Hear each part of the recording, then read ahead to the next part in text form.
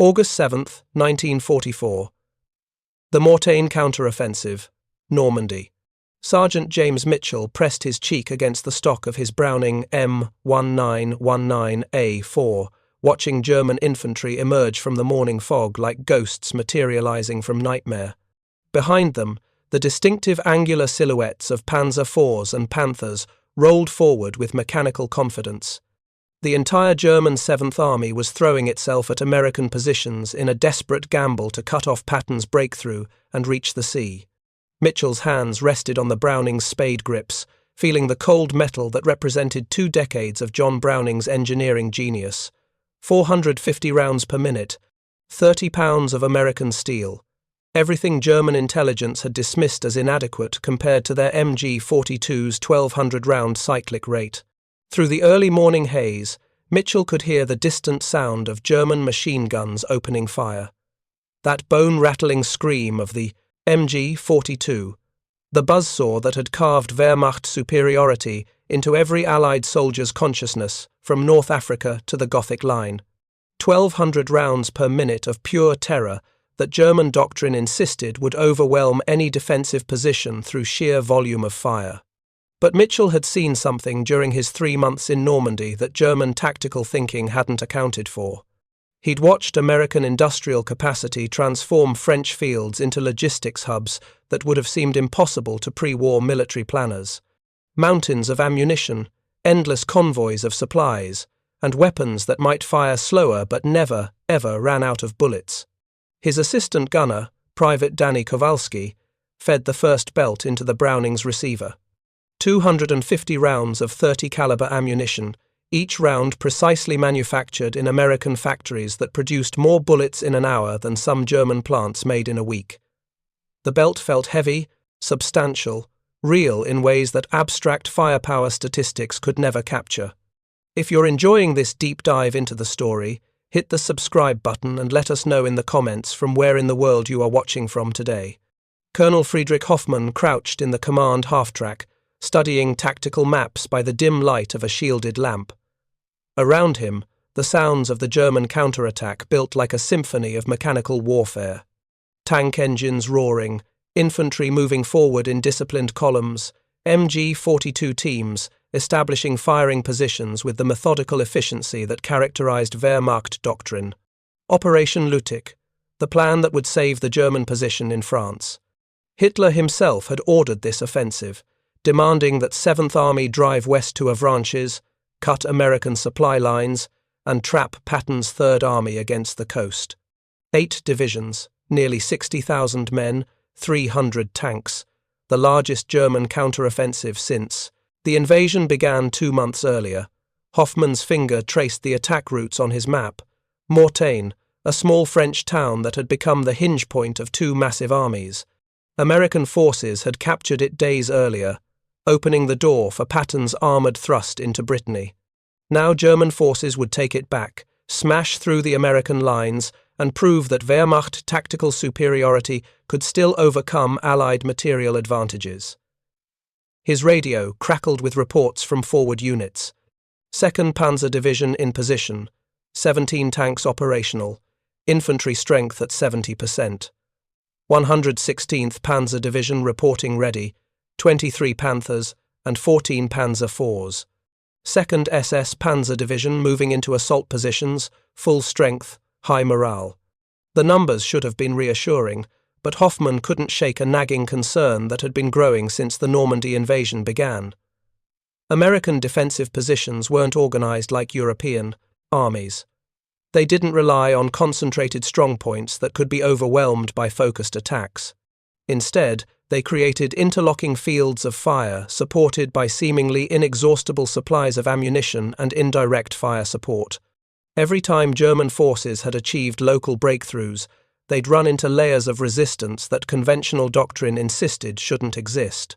Major Hans Weber appeared at the half-track's entrance, his face grim with the particular expression of an experienced officer delivering unwelcome news. Colonel, reconnaissance reports significant American activity around Hill 314. Multiple machine gun positions, possible artillery observers. They've reinforced since yesterday. Hoffmann nodded, making notes on his map. Hill 314 dominated the approach routes to Mortain, a natural defensive position that American forces had occupied with their usual pragmatic efficiency. Taking it would require concentrated assault by combined arms, tanks to suppress defensive positions, while infantry closed under covering fire from MG42 teams. "How many machine guns?" Hoffman asked, calculating the firepower ratios that would determine tactical success. "Intelligence estimates at least 12 heavy weapons, possibly more. They're dug in well. Concrete reinforced positions, overlapping fields of fire." Weber paused, then added, "They're using those Browning 30s, the ones that fire from tripods." Hoffman permitted himself a slight smile. The American M1919, 450 rounds per minute, compared to the MG42's 1200. German tactical doctrine had been clear since 1942, when the MG42 entered service. Overwhelming cyclic rate created suppression that made coordinated infantry assault possible. The Americans were still using weapons designed in 1919, modified versions of Great War technology that couldn't match modern German firepower. "Their weapons are adequate for defense," Hoffman said, with the confidence of an officer whose doctrine had proven successful across multiple theaters. "But inadequate for the sustained fire necessary to stop a determined assault. We have 3 MG42 teams for every American position. The mathematics favor us." Weber didn't respond immediately, his silence suggesting doubts that professional discipline prevented him from voicing. "Finally," he said carefully, "the Americans seem to have unlimited ammunition. Our reconnaissance teams report they fire more bullets defending a position than we expend taking an entire village." "It's wasteful," Hoffman replied, "but characteristic of their approach to warfare. They substitute material abundance for tactical sophistication. When they run low on ammunition, they'll break like any other force." The conversation was interrupted by the arrival of Hauptmann Klaus Richter, commander of the assault battalion that would lead the attack on Hill 314. Richter was young for his rank, 28 years old, but he'd earned his position through 3 years of combat across Russia and North Africa. His face carried the particular weariness of men who had survived more battles than they'd expected to. "Herr Colonel," Richter said, saluting crisply, "my battalion is ready. 4 companies, full strength, with attached MG42, platoon and panzer support. We'll take the hill before noon." Hoffman studied the younger officer, seeing the confidence that came from successful application of proven doctrine.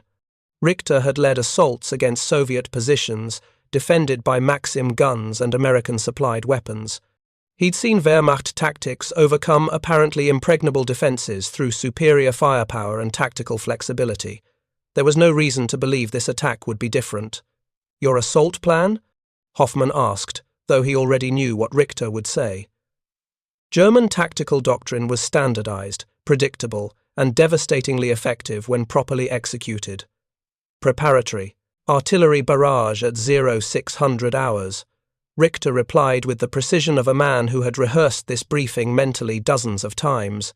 15 minutes of concentrated fire to suppress American positions. At 0615, first wave advances under covering fire from MG42 teams. We'll establish suppression positions at 300 meters, then leapfrog forward while maintaining continuous fire.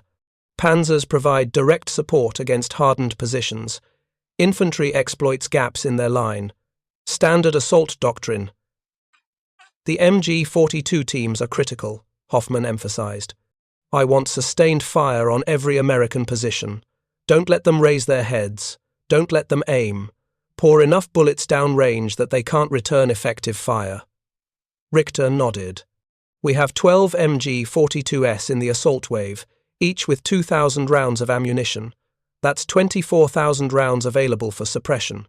We can maintain continuous fire for 20 minutes at maximum cyclic rate. The Americans won't be able to function under that volume," Weber interjected quietly. "They have artillery support. Significant concentrations of 105s and 155s. If we mass our forces for the assault, they'll call fire on our positions." "It's a risk," Hoffman acknowledged, "but acceptable. Artillery can suppress but not eliminate determined infantry. Once we close to contact range, their artillery becomes ineffective. The decisive factor will be our ability to suppress their machine gun positions long enough for infantry to close and destroy them. As the three officers continued their planning, the eastern sky began to lighten with the approaching dawn. In positions across the Mortain sector, German infantry checked their weapons, adjusted their equipment, and prepared themselves mentally for the assault that would begin in less than 2 hours. MG42 crews ran through their drill once more, each man knowing his role in the mechanical choreography of sustained fire. Gunners checked barrel alignment and feed mechanisms. Assistant gunners arranged ammunition belts for quick access. Ammunition bearers verified they had sufficient reserve rounds to maintain fire throughout the engagement. Obergefreiter Ernst Hartmann crouched behind his MG42, watching the American positions through the pre-dawn gloom. He'd been operating this weapon for 18 months, since Kursk, and he knew its capabilities intimately.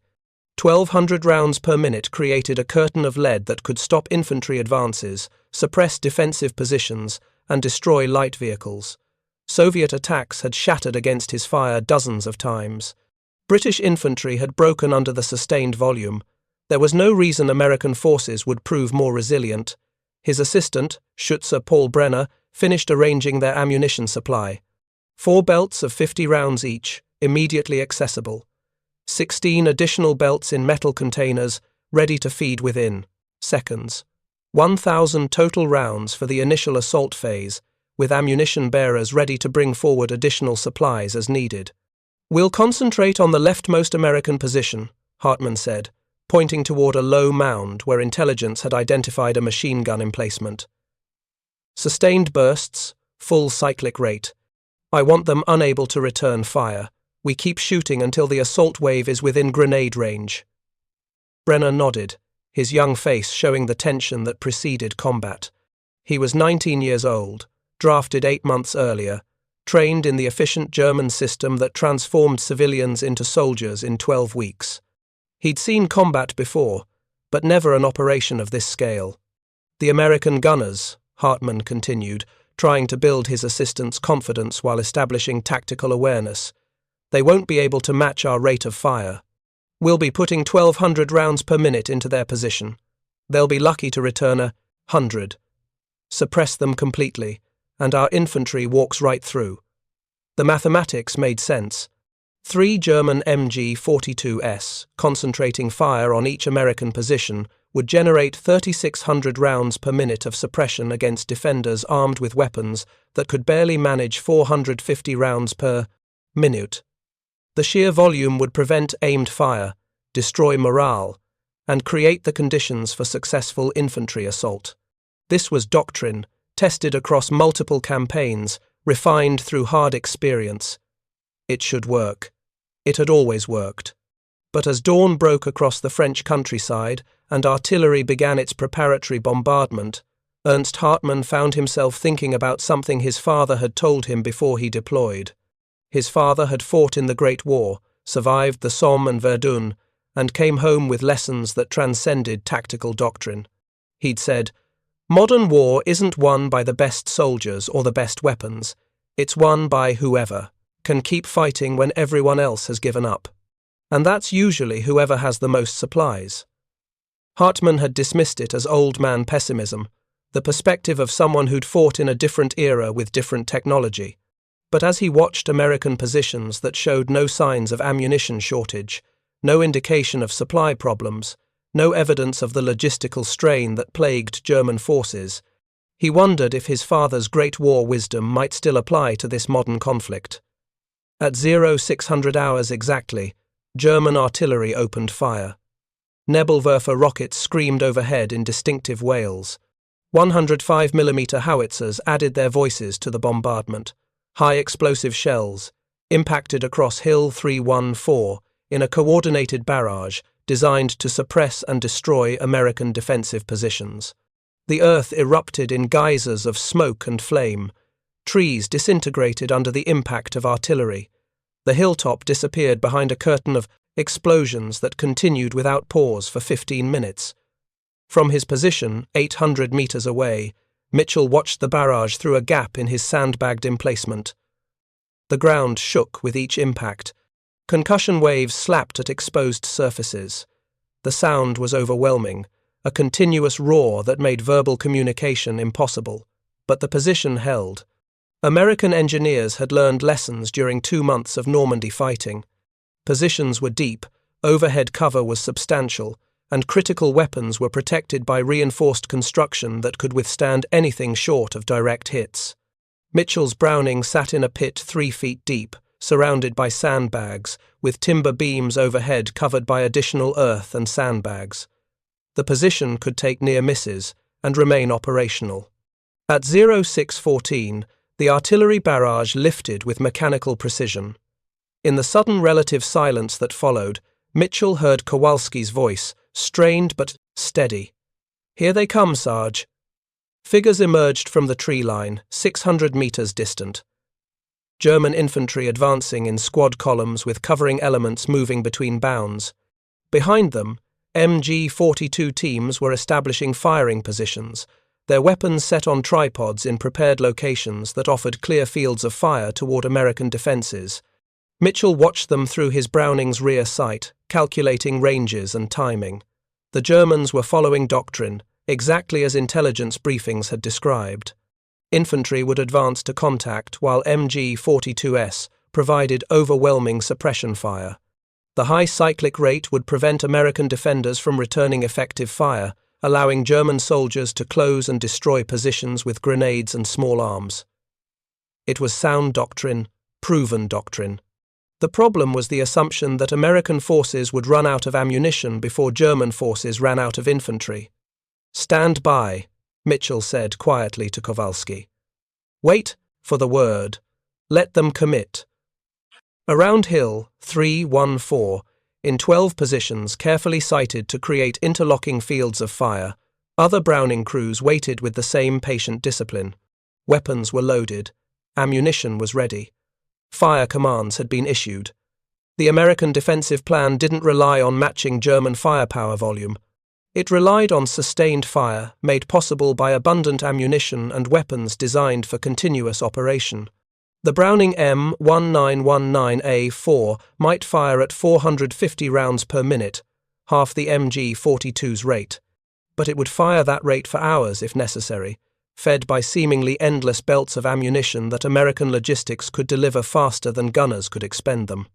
Hauptmann Richter raised his arm, signaling the assault wave forward. 4 companies of German infantry began their advance, moving with the practiced efficiency of veteran soldiers who knew their doctrine and trusted their weapons. At 300 meters from American 7 positions, MG42 teams opened fire. The sound was immediate and overwhelming. 6 guns firing simultaneously created a mechanical scream that echoed across the valley. 1,200 rounds per minute per gun, 7,200 rounds per minute combined, a torrent of lead that should have made any return fire impossible. Tracers painted lines across the morning air, converging on American positions in concentrated streams of fire designed to suppress, destroy, and demoralize. The volume was devastating, terrifying, exactly what German doctrine promised would overwhelm any defense. Through his sight, Mitchell watched the tracers impacting around his position, chewing chunks from sandbags, ricocheting off timbers, creating a continuous hammering that tested nerves and discipline. The noise was incredible. The violence was visceral. Every instinct screamed to take cover, to get down, to survive the mechanical hurricane that German weapons were unleashing. But Mitchell had learned something during 2 months of continuous combat that German tactical planners hadn't accounted for. Volume of fire only mattered if defenders ran out of ammunition before attackers ran out of soldiers. And American logistics meant defenders never ran out of ammunition. "Fire," he said calmly, squeezing the Browning's trigger. The weapon opened up with its characteristic slower rhythm, 450 rounds per minute that sounded almost leisurely compared to the German buzzsaw. But every round found its mark in ways that spray fire never could. The Browning's design emphasized accuracy over volume, controllability over cyclic rate, sustained fire over short, devastating bursts. Kowalski fed the belt smoothly, watching the ammunition counter. 250 rounds available, more belts stacked within arm's reach. Behind their position, an entire pallet of ammunition, 6,000 rounds ready to bring forward. And behind that, trucks full of ammunition waiting at supply dumps, and behind those, factories in America producing 30 caliber ammunition at rates that would have seemed impossible to pre-war planners. Mitchell's first burst caught an MG42 crew as they adjusted their weapons traverse. The assistant gunner dropped, the ammunition bearer fell, the primary gunner grabbed for a fresh belt and took 3 rounds center mass before he could complete the reload. The weapon fell silent, its devastating 1,200 round per minute cyclic rate reduced to 0 in the span of heartbeats. To Mitchell's left, another Browning opened fire with the same methodical precision. To his right, a third. Within seconds, all 12 American machine guns on Hill 314 were firing in coordinated patterns that German doctrine insisted shouldn't be possible during suppressive barrages. The mathematics of the engagement began shifting in ways that transcended simple cyclic rate comparisons. German MG42s were firing 7,200 rounds per minute combined, an overwhelming volume that should have prevented any return fire. American Brownings were firing 5,400 rounds per minute combined, a slower rate that conventional wisdom suggested would be insufficient for effective defense. But the American guns were hitting their targets with nearly every burst, while German weapons sprayed thousands of rounds across wide areas in hopes of achieving suppression through volume. Ernst Hartmann saw his assistant fall and felt the immediate shock of combat chaos replacing doctrinal certainty. Brenner had been feeding ammunition one moment, and the next he was lying motionless, the belt hanging limply from the MG42's feed mechanism. Hartmann grabbed for the belt himself, trying to maintain fire while also performing his assistant's duties, and discovered what every MG42 gunner learned under actual combat conditions. The weapon required a crew. One man couldn't sustain its devastating rate of fire while also managing feeding, cooling, and ammunition supply. His fire faltered, bursts becoming irregular as he struggled to keep the weapon operational. Around him, other MG42 teams were experiencing similar problems. American fire was finding gunners and assistant gunners with precision that shouldn't have been possible during suppressive barrages. Crews that had trained to operate as integrated teams were being systematically dismantled by accurate fire that exploited every moment of vulnerability. The German infantry advance had stalled at 400 meters, soldiers taking cover behind whatever terrain features offered protection from the continuous American fire. Richter tried to coordinate the assault, ordering fresh MG42 teams forward to replace casualties, demanding that infantry press the attack despite the unexpected volume of return fire. But the tactical reality was becoming undeniable. American positions weren't being suppressed. American weapons weren't running low on ammunition. The devastating volume of German fire that should have overwhelmed any defense was being matched and exceeded by defenders who could simply shoot back with methodical accuracy, knowing their ammunition supply was essentially unlimited. By 0700 hours, 45 minutes into the assault, Richter's battalion had suffered 30% casualties and gained less than 100 meters. 5 MG42 teams had been destroyed, their weapons sitting silent behind German lines, while American Brownings continued their steady, methodical fire. The mathematics of attrition were brutal and decisive. German forces were expending ammunition at unsustainable rates while taking casualties they couldn't replace. American forces were firing at sustainable rates while receiving continuous resupply of ammunition from logistics networks that seemed capable of delivering supplies faster than gunners could expend them. Colonel Hoffman received the casualty reports with growing horror, watching his carefully planned assault disintegrate under conditions that doctrine insisted shouldn't exist. How?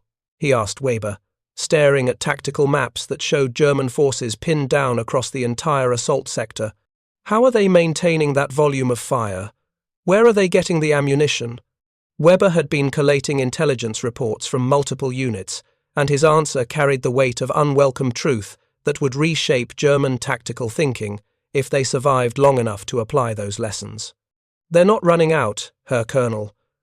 Our observers report American ammunition carriers bringing forward fresh supplies continuously.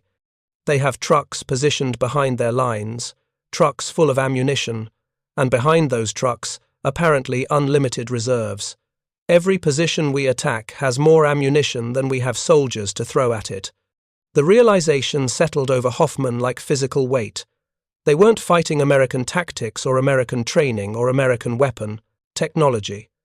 They were fighting American industrial capacity, the ability to produce and deliver ammunition at scales that made tactical firepower comparisons meaningless. A weapon that fired 450 rounds per minute was more than adequate when it had 10,000 rounds available. A weapon that fired 1,200 rounds per minute was insufficient when ammunition supply couldn't sustain that rate for extended engagements. At 0730, Hoffman made the decision that would save what remained of his assault force. All units, break contact, withdraw to initial positions. The attack was over. Operation Lutik's southern thrust had failed before noon on the first day. Mitchell maintained fire discipline as German forces withdrew, targeting specific threats rather than expending ammunition on fleeing soldiers. The Browning's barrel was hot but not dangerously so, the weapon's design allowing for sustained fire without the overheating problems that plagued higher, cyclic rate guns. Kowalski had changed belts 8 times during the engagement, feeding approximately 2,000 rounds through the weapon over 90 minutes of combat. It felt like a significant expenditure until Mitchell glanced at the ammunition pallet behind their position. 4,000 rounds remained in immediately accessible storage, with resupply trucks already moving forward to replace what they'd used. "How much ammo do we have left?" Kowalski asked, voicing the question that would have dominated any European soldier's thinking after a major engagement. "Enough," Mitchell replied, which was the only answer that mattered. In American defensive doctrine, ammunition supply wasn't a constraint that shaped tactical decisions. It was an assumed constant, like gravity or terrain. You used what you needed, and logistics ensured you'd have more tomorrow. As German forces retreated and American positions secured Hill 314 against counterattack, the scope of the engagement began emerging from unit reports. 12 American machine gun positions had defeated an assault by 4 German infantry companies, supported by armor and concentrated artillery preparation. German casualties exceeded 800 men. American casualties totaled 43, including 12 killed in action. The exchange ratio was devastating, unprecedented, and entirely attributable to sustainable firepower made possible by abundant ammunition supply. That evening, Mitchell cleaned his Browning with the methodical care of a professional who understood that weapon maintenance determined survival. The gun had fired approximately 2,000 rounds during the day's engagement and remained mechanically sound. No parts had failed, no overheating had occurred. The weapon could fire another 2,000 rounds tomorrow if necessary, and logistics would ensure the ammunition was available. Kowalski sat nearby, writing a letter home to his parents in Chicago.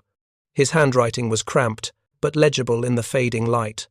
He'd tell them about the battle, about surviving another day, about the strange disconnect between the violence of combat and the mundane reality of endless ammunition supply that made such violence sustainable.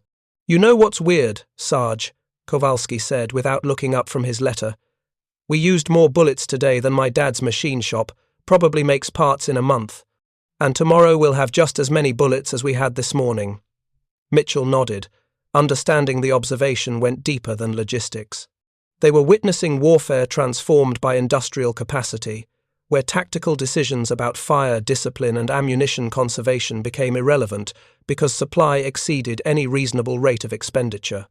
August 8, 1944. The German counteroffensive continued despite the previous day's catastrophic losses. Hitler had ordered 7th Army to reach Avranches regardless of cost, and Wehrmacht commanders were attempting to execute those orders despite tactical realities that suggested the operation was already doomed. Fresh divisions were committed to the assault. 2nd SS Panzer Division Das Reich moved into positions around Mortain itself. 1st SS Panzer Division Leibstandarte Adolf Hitler prepared to attack from the north. 17th SS Panzer Grenadier Division provided infantry support. The commitment represented Germany's best remaining forces in France, elite formations with combat records spanning multiple theatres. General der Panzertruppen Heinrich Eberbach studied casualty reports from the first day's fighting with growing dread.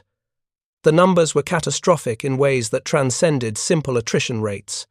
His forces had lost 800 men, 12 machine gun crews, and 5 tanks while advancing less than 200 meters against American positions. Extrapolating those losses across the divisions committed to Operation Lüttich suggested the entire 7th Army would cease to exist as an effective force within a week. But what troubled Eberbach more than the casualties was the mechanism of defeat. His forces weren't being outmaneuvered or outflanked. They weren't facing superior tactics or innovative doctrine. They were simply being outshot by defenders who could maintain higher effective volumes of fire despite using weapons with lower cyclic rates. The explanation, when his intelligence officers finally articulated it clearly, was both simple and devastating. American ammunition supply was functionally unlimited. German MG42 teams could fire 1,200 rounds per minute for brief periods before ammunition constraints forced them to reduce their rate. American Browning teams could fire 450 rounds per minute indefinitely because logistics ensured they'd never run out of bullets.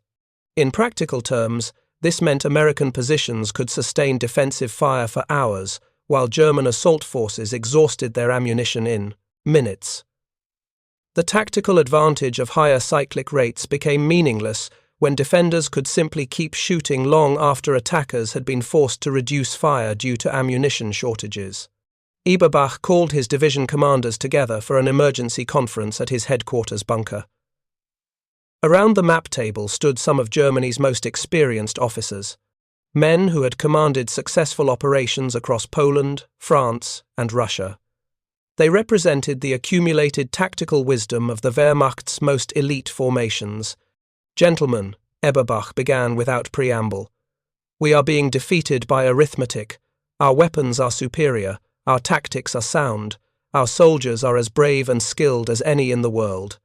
But the Americans can shoot more bullets than we can field soldiers, and that mathematical reality makes tactical superiority irrelevant." SS Brigadeführer Otto Baum, commander of the Das Reich Division, objected with the confidence of an officer whose formation had never experienced decisive defeat. "Herr General, with respect, one more coordinated push will break through. We have fresh troops, full ammunition loads, and tank support.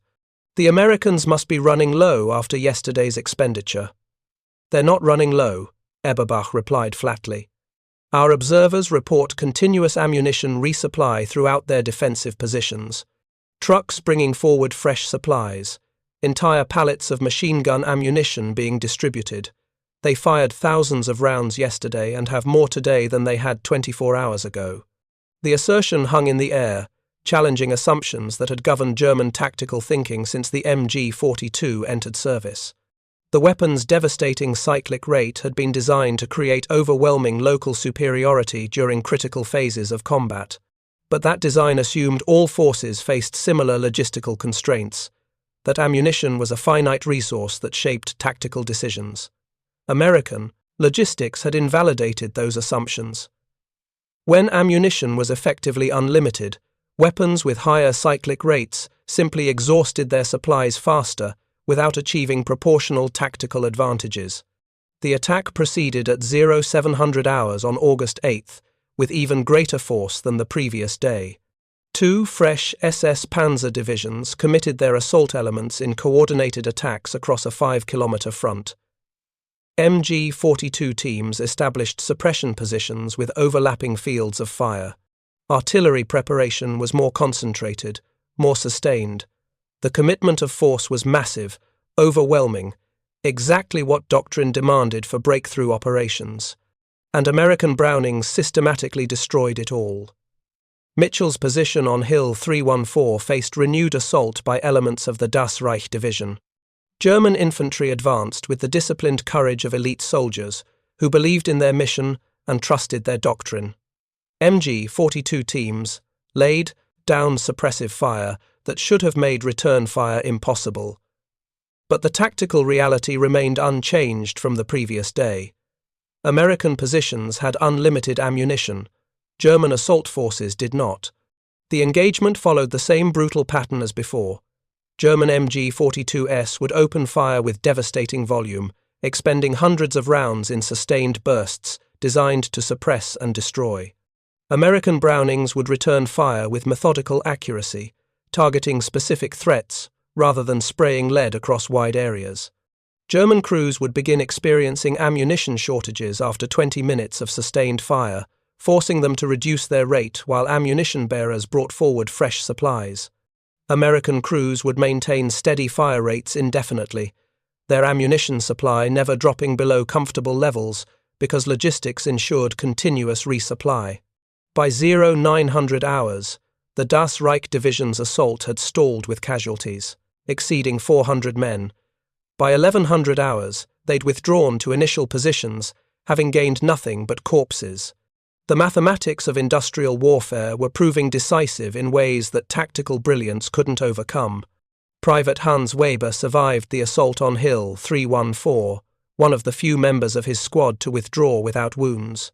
That evening, he sat in a field hospital bunker, watching medics work on casualties that exceeded available resources. Men lay on stretchers waiting for treatment that might come too late. Morphine supplies were running low. Bandages were being reused after washing. The contrast with American medical capacity was stark and demoralizing. A wounded Oberfeldwebel named Kraus occupied the stretcher next to Weber's position. The man had taken shrapnel from an American mortar and was waiting for transport to rear area hospitals. His eyes were distant with morphine, but his mind remained sharp enough to articulate observations that sober soldiers kept to themselves. "We're not fighting Americans," Krauser said quietly, his voice barely audible over the sounds of medical activity. "We're fighting American factories, and you can't kill a factory with a machine gun." Weber didn't respond, but he understood the observation, went to the heart of their predicament. Every German soldier carried approximately 120 rounds of ammunition into combat. Every American soldier was backed by logistics networks that could deliver thousands of rounds to forward positions daily.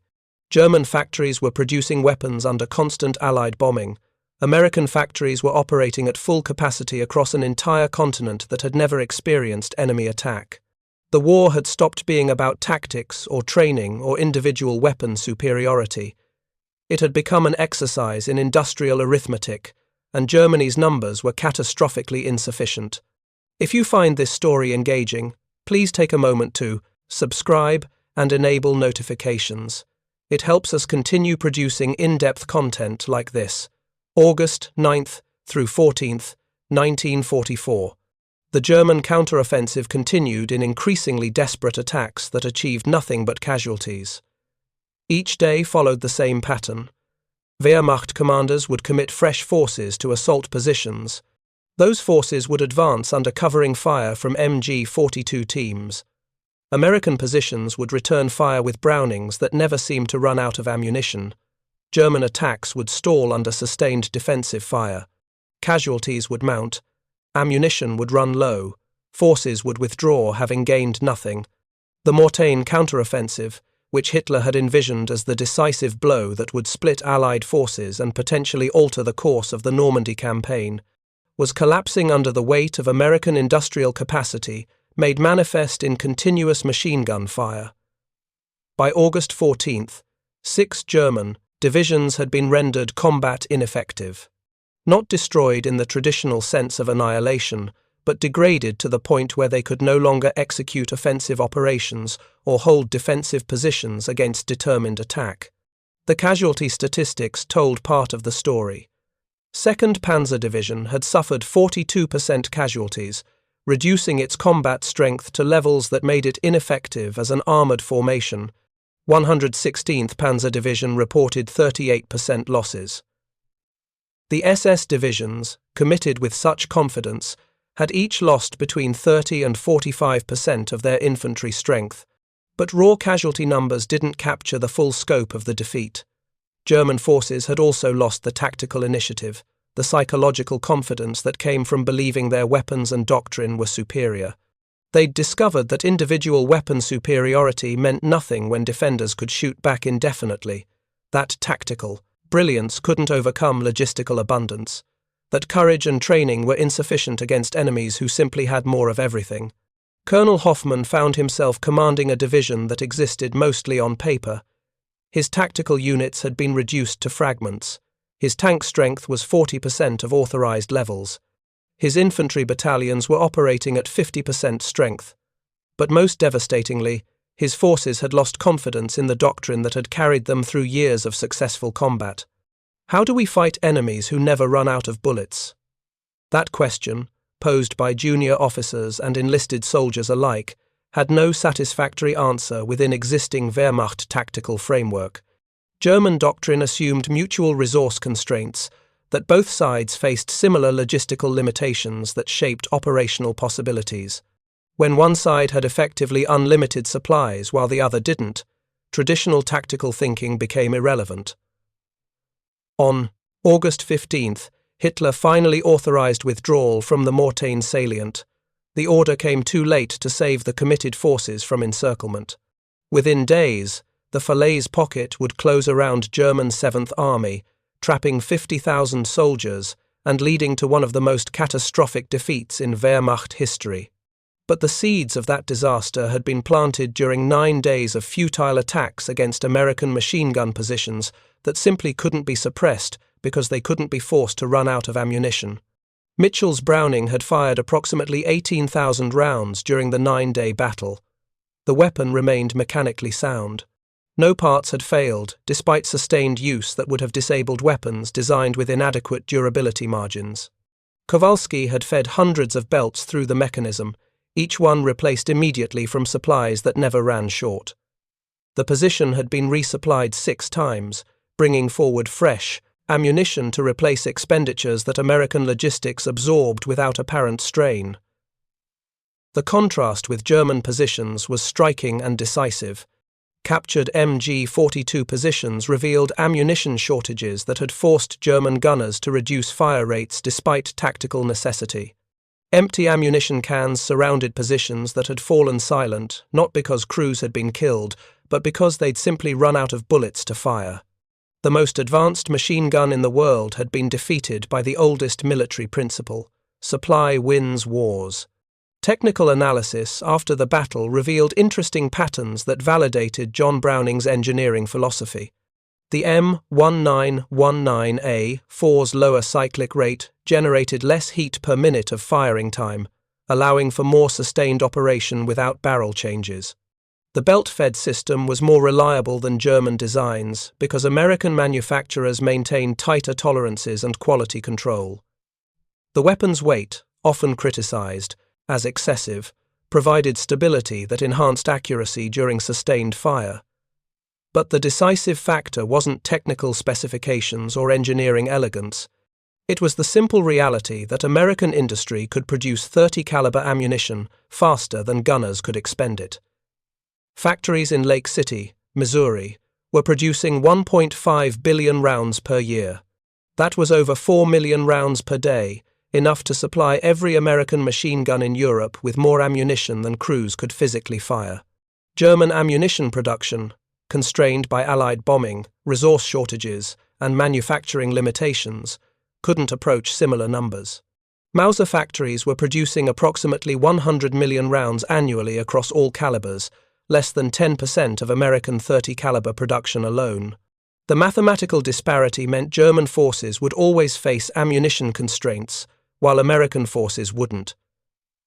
Ernst Hartmann survived the Mortain Counteroffensive, one of the few members of his original MG42 crew to withdraw without serious wounds.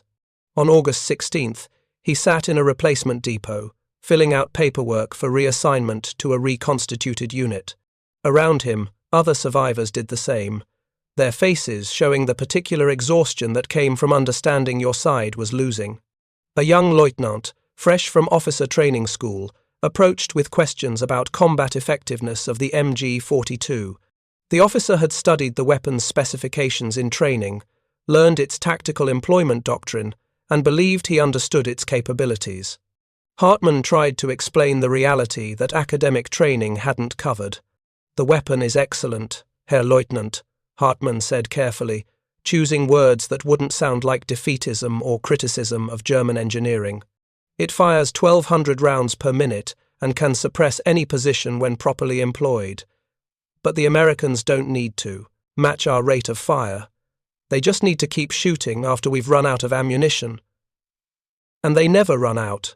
The young officer looked confused, his training having emphasized technical specifications over logistical realities. "But we carry more ammunition per gun crew. Our doctrine accounts for sustained fire requirements." Hartmann shook his head. "Herr Leutnant, during the Mortain offensive, I watched American machine gun crews fire continuously for hours. Their logistics brought forward more ammunition than they could use. We were rationing our final belts while they were still shooting as fast as they wanted. Superior cyclic rate doesn't matter if you can't sustain it." The observation captured the fundamental lesson of the Mortain Counteroffensive in ways that technical manuals and tactical doctrine couldn't. Germany had designed the world's most advanced machine gun, a weapon that could fire faster than any competitor, that embodied German engineering excellence and tactical sophistication. But they'd designed it for a war where both sides faced similar logistical constraints. America had designed an adequate machine gun, a weapon with respectable but not exceptional specifications, that prioritized reliability and sustained fire over impressive cyclic rates. And they'd built logistics networks that could keep that adequate weapon shooting indefinitely. In the arithmetic of industrial warfare, adequate weapons with unlimited ammunition defeated superior weapons with limited supplies. The Falaise pocket closed on August 21, 1944. 50,000 German soldiers were trapped, including remnants of the 6 divisions that had been rendered combat ineffective during the Mortain Counteroffensive. Allied forces captured or killed most of them over the following days, effectively destroying German 7th Army as a fighting force. The disaster stemmed directly from decisions made during those 9 days of futile attacks against American machine gun positions. Had Hitler authorized withdrawal after the first day's losses, most of those divisions would have escaped. Had Wehrmacht commanders recognized earlier that they were fighting industrial capacity rather than tactical formations, they might have preserved forces for more favorable engagements. But doctrine and pride had demanded continued attacks against positions that couldn't be overcome because defenders would never run out of ammunition. American forces pursuing the retreating Germans found abandoned equipment that told stories of logistical collapse. MG42s sitting beside empty ammunition cans, their crews having fired their final rounds before withdrawing. Disabled tanks abandoned for lack of fuel. Artillery pieces destroyed by their own crews because no ammunition remained to make them useful. The material evidence of defeat by supply shortage was overwhelming and decisive. In contrast, American positions advancing through captured territory left behind signs of abundant logistics. Partially used ammunition pallets that would be recovered and redistributed. Supply dumps with weeks of reserves. Equipment that could be replaced immediately from rear area stocks. The physical landscape revealed which side had industrial capacity to sustain modern warfare and which side was fighting on margins that couldn't support sustained combat operations. Mitchell's company received orders to advance on August 22nd, moving east in pursuit of retreating German forces. As they broke down their defensive positions on Hill 314, Kowalski asked the question that had been bothering him since the first day of the counteroffensive. "Sarge, you think the Germans knew?" "Knew what?" "That we had all this ammunition, that we could just keep shooting no matter what." Mitchell considered the question, while disassembling his Browning for transport. The weapon had served faithfully throughout the battle, never failing despite sustained use that would have tested any mechanical system. It deserved proper care during the brief respite before the next engagement. "I think they knew we had more supplies," Mitchell said slowly, working through thoughts he'd been developing over 9 days of combat. "But I don't think they understood what that really meant tactically. They designed their whole doctrine around brief periods of overwhelming fire. We designed ours around sustained fire that never stops. Their way works great until you run into somebody who can shoot back indefinitely. The observation captured the fundamental transformation that American industrial capacity had brought to modern warfare. Traditional military thinking emphasized achieving local superiority through concentration of force. American logistics made it possible to sustain superiority through continuous supply. Concentration of force mattered less when you could simply outlast enemies who would eventually run out of supplies. As American forces advanced through Normandy and into France, the lessons of Mortain were incorporated into tactical doctrine that would govern operations for the remainder of the war. Machine gun employment shifted from brief suppressive bursts to sustained fire missions that exploited American logistics advantages. Ammunition expenditure rates increased as commanders realized supply constraints wouldn't limit tactical options.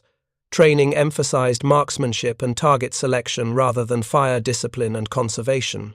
The Browning M1919A4, which had seemed almost obsolete compared to modern German designs, was recognized as exactly the right weapon for American tactical doctrine. Its lower cyclic rate made it easier to control, reduced ammunition consumption to sustainable levels, and allowed gunners to maintain accurate fire throughout extended engagements. The weapon's reliability meant it could fire thousands of rounds without failure, critical when tactics emphasized sustained suppression rather than brief, overwhelming bursts. By war's end, American forces would expend over 40 billion rounds of small arms, ammunition across all theaters. That number, incomprehensible in its scale, represented the ultimate vindication of John Browning's engineering philosophy. He'd designed weapons that were good enough, reliable enough, and efficient enough to leverage American industrial capacity into decisive tactical advantages. Germany had designed the perfect machine gun for a war of limited resources and tactical brilliance. America had designed an adequate machine gun for a war of unlimited supplies and logistical dominance. History proved which approach better matched the realities of mid-20th century industrial warfare. The final accounting of the Mortain Counteroffensive revealed statistics that transcended simple casualty counts. 6 German divisions committed to the operation suffered combined losses exceeding 20,000 men, killed, wounded, or captured. American defensive forces, fighting from prepared positions with abundant ammunition, suffered fewer than 3,000 casualties. The exchange ratio of nearly 7-to-1 demonstrated the decisive advantage that unlimited ammunition provided to defensive forces using weapons designed for sustained fire. But the true cost to German forces went beyond numerical losses. The counteroffensive had consumed Germany's last mobile reserves in France, destroyed the offensive capability of their best remaining formations, and demonstrated conclusively that Wehrmacht tactical doctrine couldn't overcome Allied material superiority. The psychological impact on surviving soldiers was profound and lasting. They'd witnessed their best weapons, tactics, and training defeated by enemies who simply had more supplies. Sergeant James Mitchell would continue fighting until victory in Europe was declared in May 1945. His Browning M1919A4 would fire tens of thousands of additional rounds throughout that period, never failing, never running short of ammunition, never limiting his tactical options because logistics couldn't keep pace with expenditure. The weapon that German intelligence had dismissed as inadequate would prove to be exactly adequate for the war America was fighting, a war won not by superior individual weapons, but by superior capacity to keep adequate weapons shooting indefinitely. In the decades after the war, military historians would analyze the Mortain counteroffensive as a case study in logistical warfare.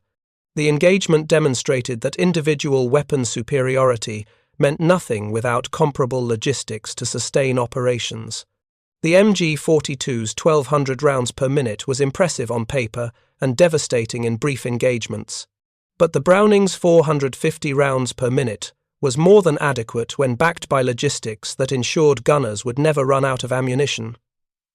The lesson was clear and had been demonstrated repeatedly throughout military history.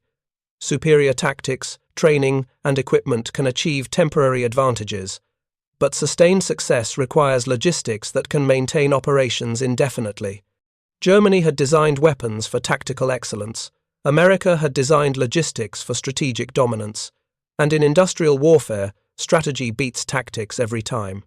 On a quiet evening in September 1944, Mitchell sat cleaning his Browning in a field near the German border.